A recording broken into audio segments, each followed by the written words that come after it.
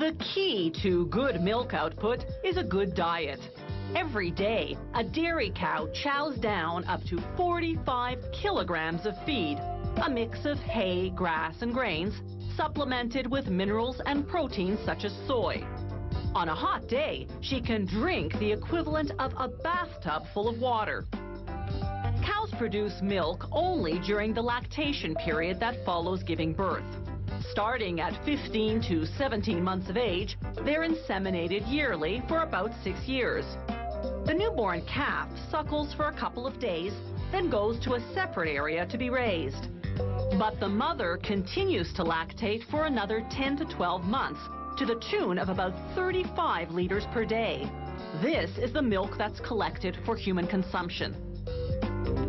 The barn floor is automatically cleaned around the clock to prevent the cows from walking in their manure, which would spread disease and infection.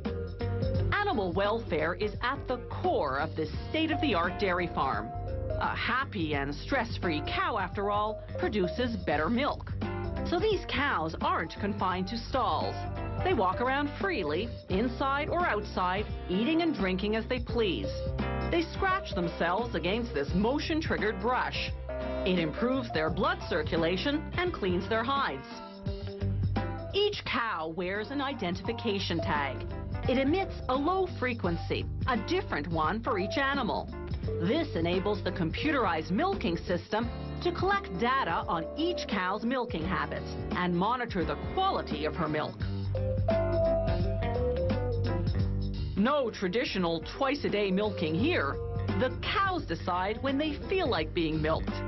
Just like the pressure in our bladders tells us when it's time to go to the bathroom, when the cows find the pressure in their udders uncomfortable, they just mosey on down to the milking stall.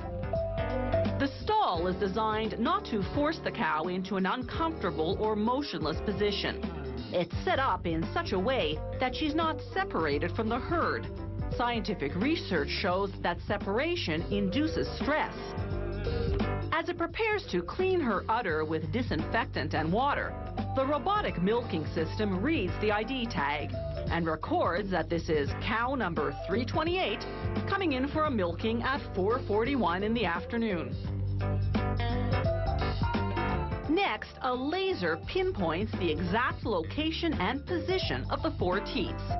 It feeds that information to the computer, which then guides the robot to attach the teat cups one by one.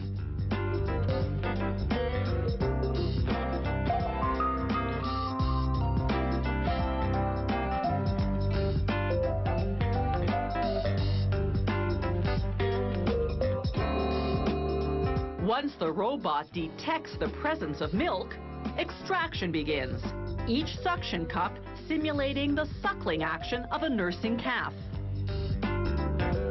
A sophisticated machine analyzes the milk.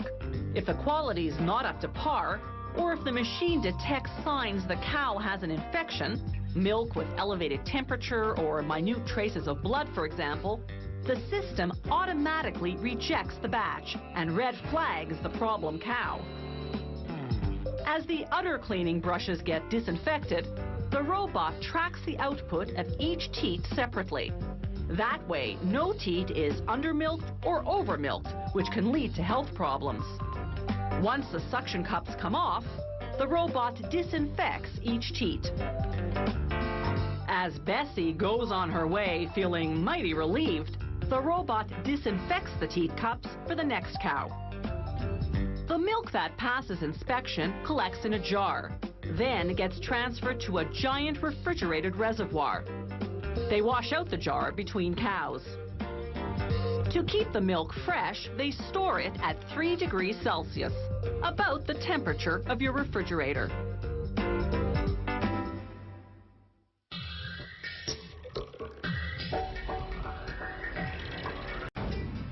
Is adding bacteria, the so-called good bacteria known as the starter culture. We have to put good bacteria back in, and that's the starter culture we just dumped in. And what that starter does is the bacteria start to eat the lactose, or the milk sugars.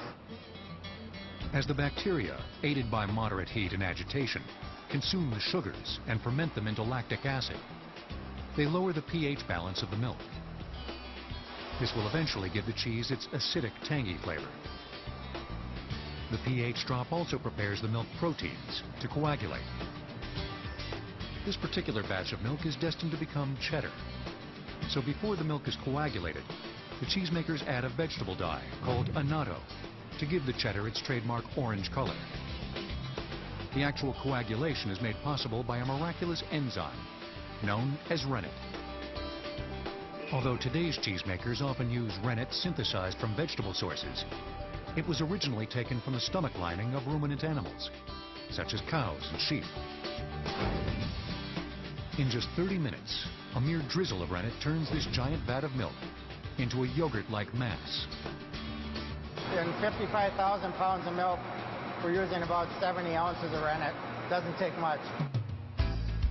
Automatic knives then carefully cut through the solid portion, known as curd, and expel the liquid, known as whey. This is another universal aspect of cheese making, at dairies large and small. The size of the curds will determine the texture and moisture content of the cheese. The finer the curd size, the more whey that's expelled. Cheddar is cut very fine, which will lead to a dry, firm cheese. We'll then wash the curd, and which lowers the temperature so the bacteria will slow down, plus remove some of their food source by washing out some lactose. And then we will salt the cheese, and the salt again is a way to not only flavor it, to help give it the flavor, but it helps to control the bacteria. The curd is piped to the cheese press area, where it will fill one of these forms, known in the trade as a 640, since it will form a 640-pound block of cheese. The box is then pushed into the drainer presses, and it's allowed to stand for 5 minutes.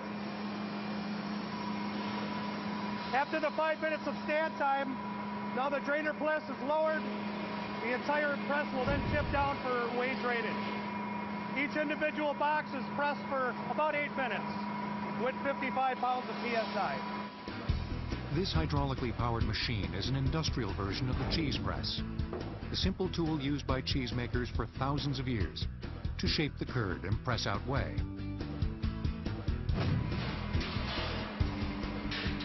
The forms are further pressurized in a vacuum chamber. Over time, the curd pieces fuse into what we'll recognize as cheddar cheese. Meanwhile, deep inside the cheese, the starter bacteria continue to break the milk sugars into tangy lactic acid and proteins into sharply flavored volatile compounds, gradually imparting flavor to the cheese. And that's what the process of this controlled spoilage of making cheese is all about. Having those molecules break down into simpler and simpler molecules so that the cheese can take life. Most of the aging will have to take place away from Alto Dairy, which ripens the cheddars in cold storage for only 10 days before moving the giant blocks out the door to its wholesale customers. And so goes this high-volume, high-tech version of a classic English farmhouse cheese. This is an English farmhouse cheddar. This is a New York cheddar. All cheddar really is white. All cheese really starts out white. And keep in mind, Cheddar was a town in England, right? Our tradition of making cheese a great deal comes from the English, and that's why we make a lot of cheddar here in the United States. As a matter of fact, we make more cheese here in the United States than any other country. Which is saying something, because the world makes a lot of cheese. From Munster to mozzarella, ricotta to Roquefort, the world's cheesemakers produce 20 million tons of the stuff in a year. More than all the world's tobacco, coffee beans, tea leaves, and cocoa beans combined. But cheese cannot be measured in volume alone. It's an enduring obsession, a seductive pleasure. Whether it's a pungent slice of brin d'amour or a bite of a cheeseburger. As a portable, protein-filled food, it's also a key element in the story of human survival. We can absolutely authenticate that there was cheese making going on in the Basque Country, 3000 BC, And certainly in the area that we know now as Turkey and Iran, Syria, probably thousands of years before the Basque Country. But the most concrete example that we have is that residue that archaeologists found in an earthenware pot in what we know now as Egypt in 2300 BC. Somewhere between 2300 BC and 3000 BC was carbon dated. Somewhere between scholarly historical conjecture and legend is the theory that cheese-making began by accident, thanks to nomadic shepherds who happened to carry their milk in a bag made from the stomach of a goat or sheep. As they carried it with them, the milk would react, for example, to the stomach lining, which has the rennet in it, and cause the curd to separate from the whey. And what they're left with are those little curds. And if you pack that together, that's cheese. And very little has changed in that 5, 6, 7, 8,000 years. Country. But the most concrete example that we have is that residue that archaeologists found in an earthenware pot in what we know now as Egypt in 2300 BC. Somewhere between 2300 BC and 3000 BC was carbon dated.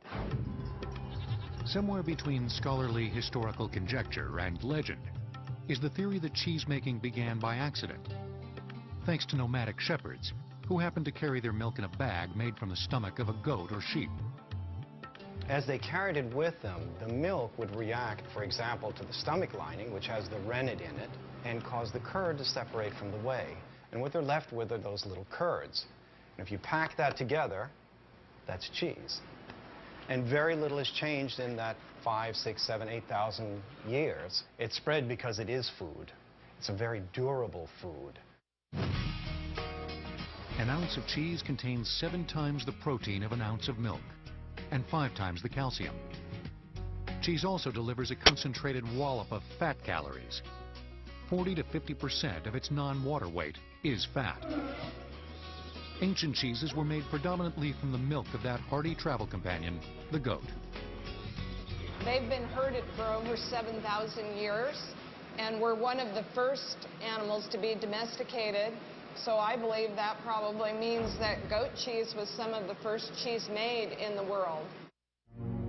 In Homer's Odyssey, the founding epic of Western civilization, Odysseus' great foe, the Cyclops, is in fact a cheesemaker.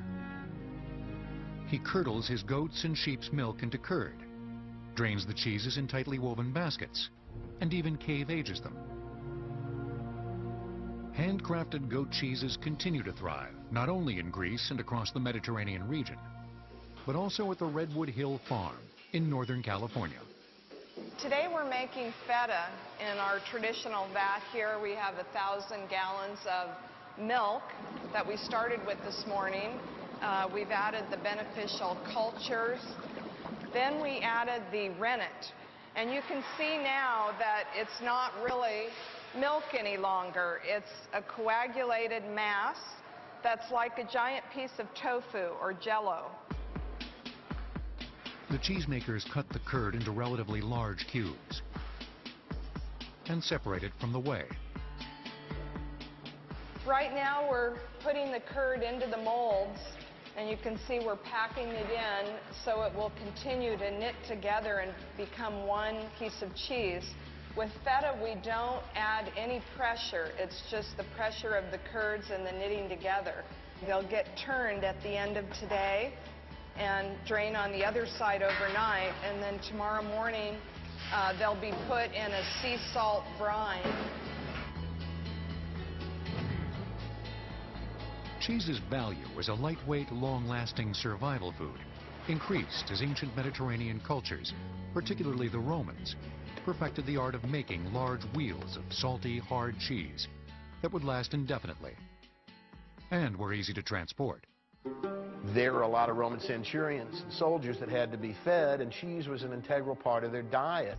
So the Romans, wherever they went, they took herds of cows or goats or sheep, or stole whatever ones were there when they got there, and they would milk them and make cheese. The most predominant Roman cheese has always been and is now a very hard and dry and oily sheep's cheese that we call Romano Pecorino, meaning a cheese. Turn milk into 700 types of cheese. Yorkshire, The windswept moors, the charming undulating dales, Heathcliff and Cathy, Yorkshire pudding, and an unhealthy obsession with cricket. Yorkshire also produces a lot of cheese, including the world-famous Wensleydale. It's very early in the morning on a farm in Yorkshire. Anyone with any sense is still asleep, but for the farmer and the TV crew, work has already begun. These dairy cows need milking. Within a matter of hours, the milk from the farmer's cows has been collected by tanker and is delivered to the nearby Wensleydale creamery. You might think Wensleydale is all they make here, but in fact they produce many varieties, all of them made from milk from local Yorkshire farms. The first step is to pasteurize the milk. This involves heating the milk to a temperature of 72 degrees Celsius, which kills all the unwanted bacteria. Once pasteurized, the milk is ready to begin its transformation into cheese. But here's the thing, milk won't turn into cheese by itself. The secret is in these small bottles. They contain special homegrown bacterial cultures, living organisms which act on the milk to turn it into cheese. The bacteria converts the lactose, which is the milk sugar, into lactic acid. Just 2 or 3 drops is all that's required. These will give the cheese its flavour and begin to coagulate the milk for cheese making. First, the milk is sent to these vats. The vat is heated, and the cheesemakers wait for the bacteria to act on the milk.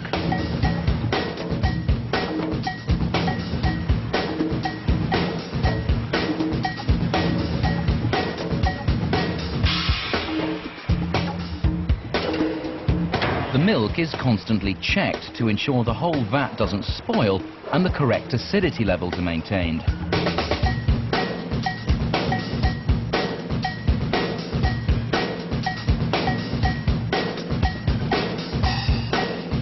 The milk naturally begins to sour, and automated stirrers help separate the solid curds, which will become the cheese, from the liquid whey, which will be drained off.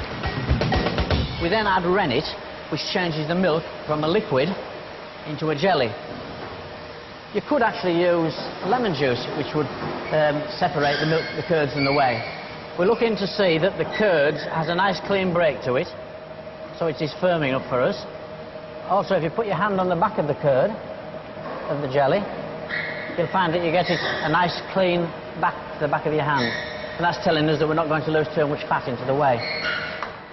No, it still isn't cheese, it's jelly curds. The next step is to chop the jelly into smaller pieces. Then you add salt. Lots of salt. This adds flavour and helps preserve the cheese. The mixture is then milled to break it up further. Now it looks a bit like scrambled egg, but from here on it's considered to be cheese. After leaving,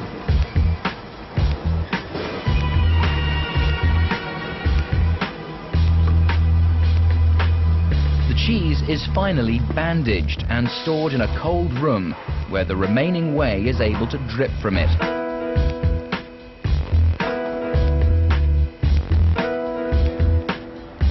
The cheeses are turned at regular intervals to avoid one end becoming dense with runoff. They're then allowed to mature and ripen as a living product, thanks to the living bacteria within it. All cheese is made out of the same essential ingredients. Different types are produced by using different starter cultures, but also by subtle changes in the production process, like introducing new ingredients and altering the temperatures of the vats.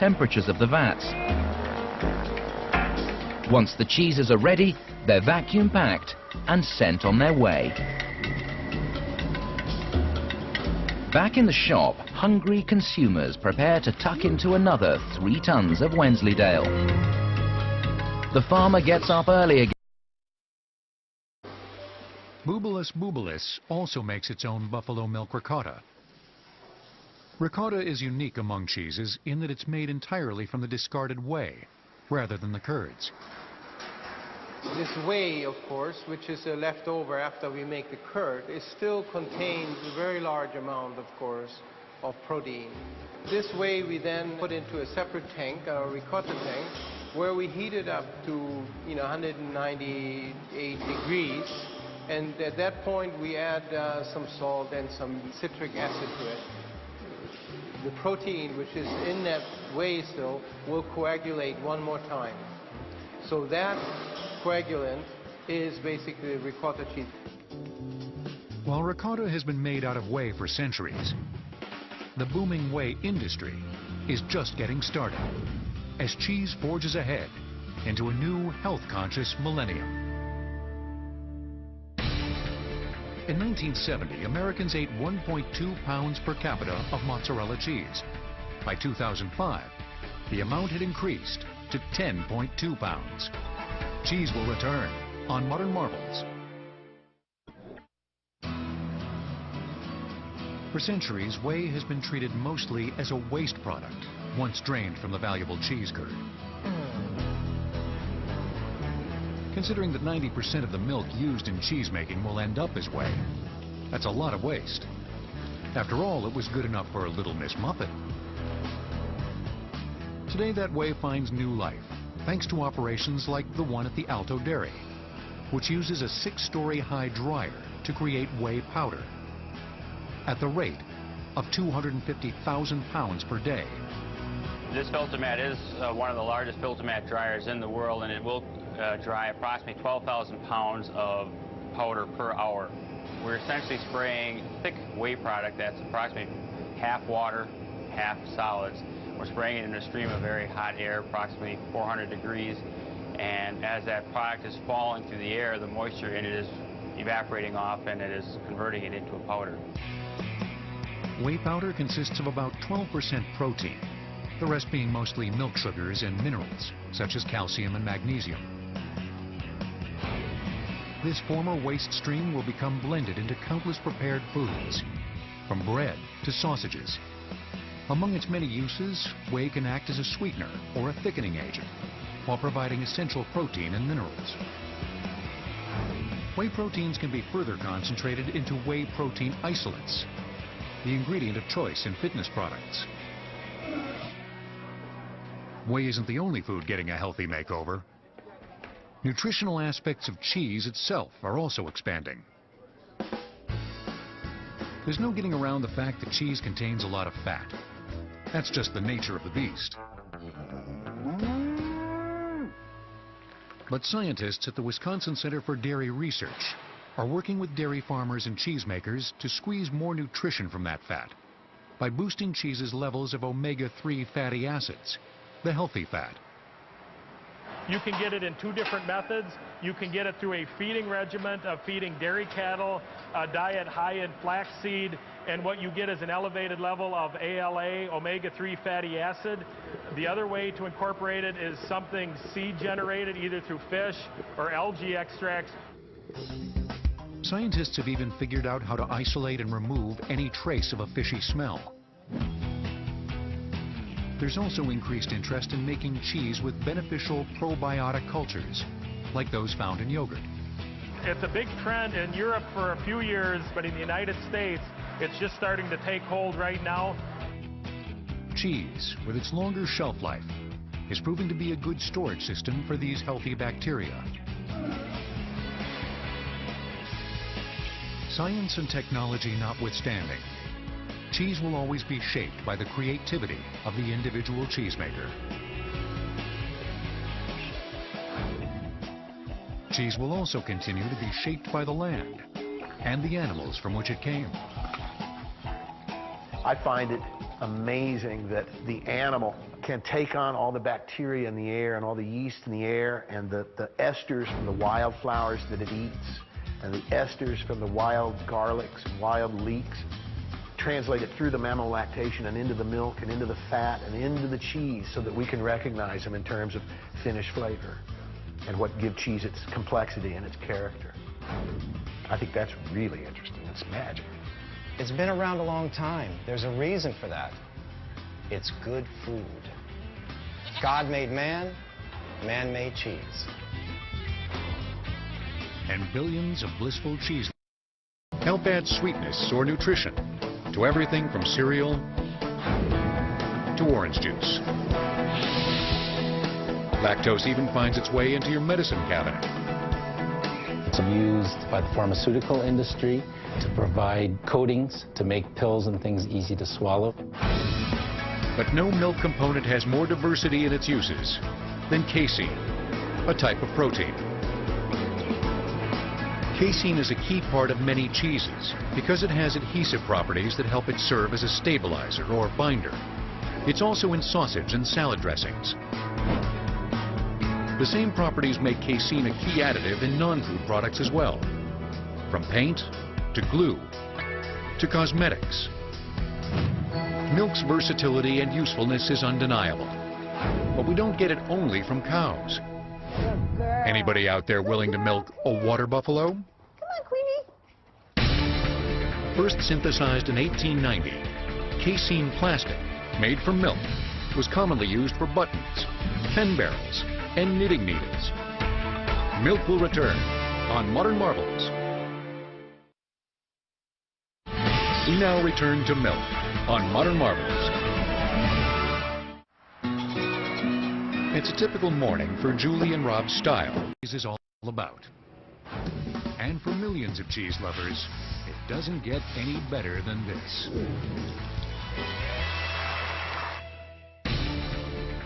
The penicillium molds found in brie or blue cheese are related to the penicillin antibiotic, but not closely enough to ward off an infection in the cheese eater. Cheese will return on Modern Marvels.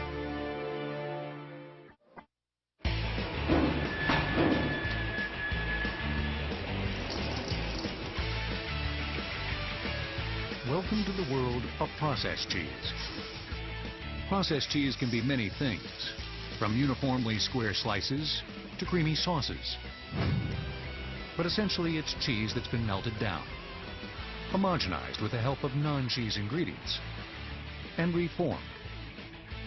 The end product has longer shelf life than natural cheese, melts more evenly, and can be produced more cheaply.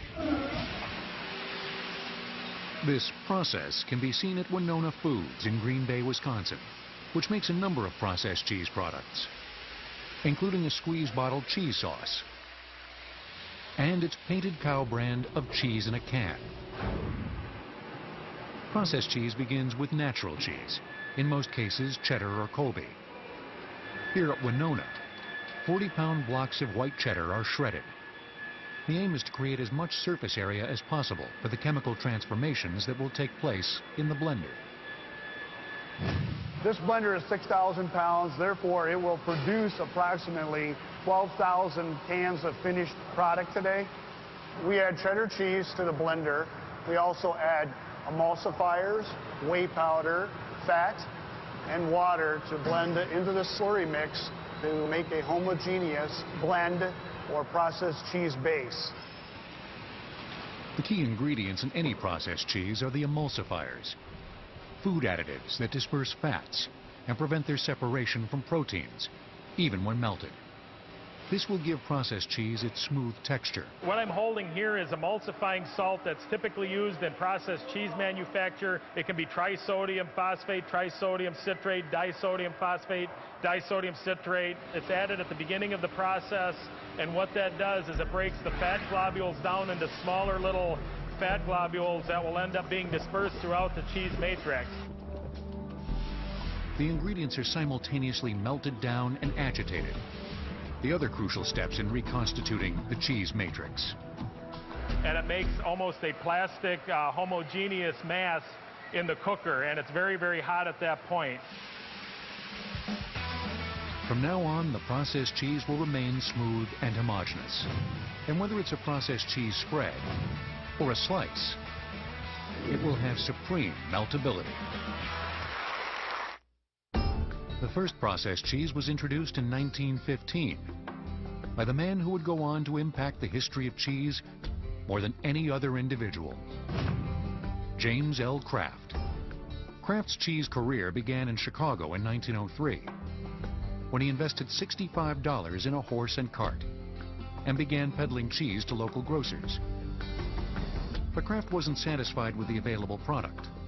There was not a lot of consistency in terms of flavor and the quality of the cheese that was being produced at that time. And there was also a problem with the short shelf life of cheese. In 1911, Kraft began experimenting with a heat-sterilized cheese that could be sold in a can. But the heating caused the fats and proteins to separate.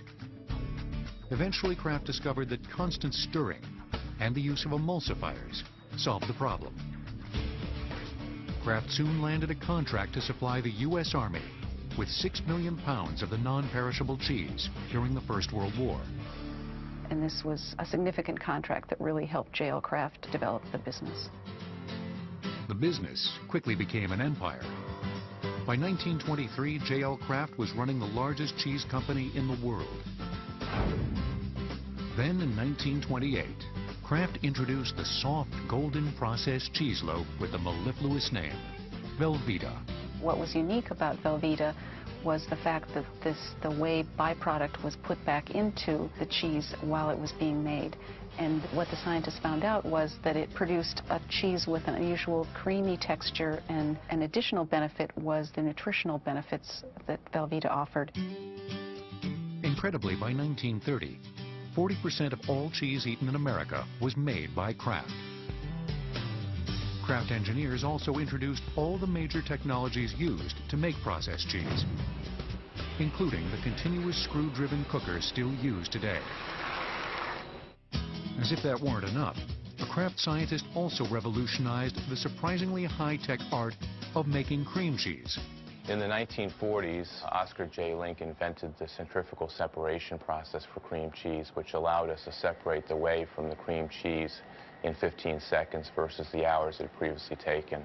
He also invented a unique heating process, which allowed us to extend the shelf life of the product to 120 days. Cream cheese is a natural, not processed cheese. But making a perfectly creamy schmear is far from simple. And it's done without the use of cream. The key is using bacteria to carefully manipulate the electric charges present in the milk. Those charges normally in milk are all negative charges, or enough of them are negative charges. And so like charges repel. They don't like to come close to each other, and they repel each other. That keeps them stable, and that's why milk stays on liquid and not a gel until the bacteria come along and produce some acid. That changes some of these charge groups on the protein to positive charges, and now they start to get attractive and start to stick together. When the charges are balanced, the mixture congeals into a perfectly creamy state. Not runny, not stiff. At that point, it's quickly heated, killing the bacteria and creating cream cheese. In 1940, Norman Kraft, James's younger brother, designed the unique chill roll system to make a product he'd envisioned for years: pre-sliced cheese.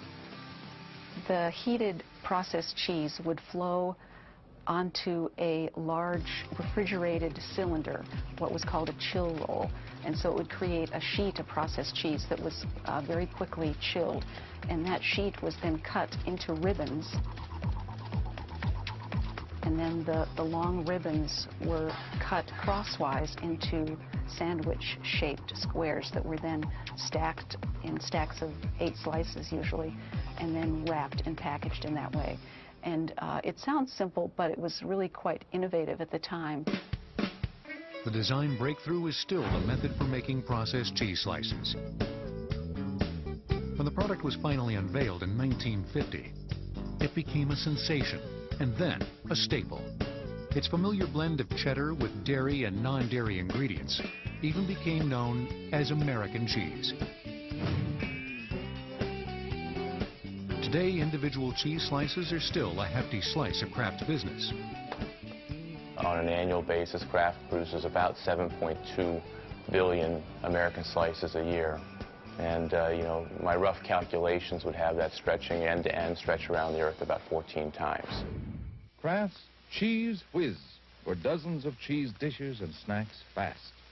It's a brand new idea in food, entirely different from anything you've ever had before. In 1952, Kraft introduced Cheese Whiz, a high-moisture processed cheese spread made with additional stabilizers. This tantalizing pasteurized processed cheese spread is grand in any sandwich. Cheese Whiz is primarily, here in the States, used as a topping cheese.